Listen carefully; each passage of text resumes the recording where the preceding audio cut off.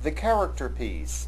This is one of the two types of works that we're going to focus our attention on in this unit. And there is an alternate name for the character piece that captures its essence better than any definition ever could. That is a song without words. In fact, you will find this designation on collections of piano works by German composers, in which they are called Lieder ohne Wörter, songs without words. I know that the designation song without words is baffling because when you think of a song, you think of words that are set to music, and a song without words doesn't seem to make a lot of sense. But people of the 19th century believed that a song could in fact exist without words. And this has to do with a 19th century belief that people of the time held concerning music's alleged powers.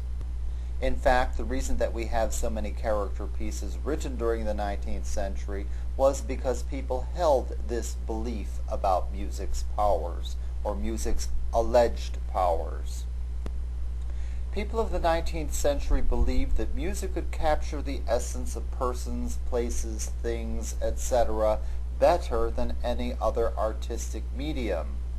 And although no one of the time would dispute that words and images would be equal to the task, they believed that music could do so far more profoundly and far more completely than could mere words or images. Whatever people might have believed during the 19th century about music's ability to capture the essence of something, we must remember that that is simply a belief. And I certainly will not suggest that music has any special powers whatsoever.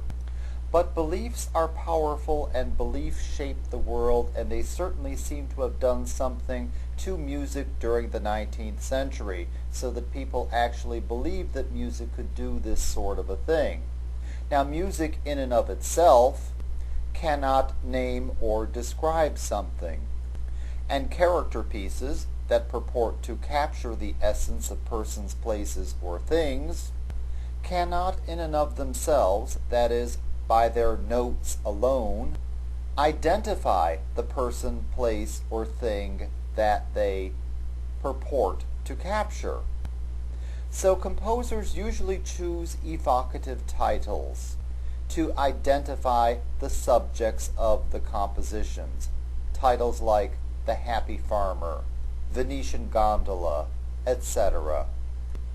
And if you take a look through the books that are put together for the use of piano students these days, you will find lots of works of this type included in them. Character pieces are generally very short compositions. We'll hear one that's just under a minute long, and they rarely go beyond 6 or 7 minutes in length. Character pieces are also one-movement compositions.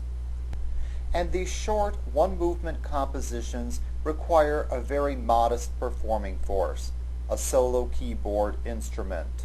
Most musical households of the 19th century had a keyboard instrument in them. So character pieces were ideally suited for domestic use, and in fact, such compositions were composed exclusively for domestic use. Although you can hear such works in abundance played in recitals and concerts throughout the world today, such works were constructed for use in the home, and professional pianists did not play them in public.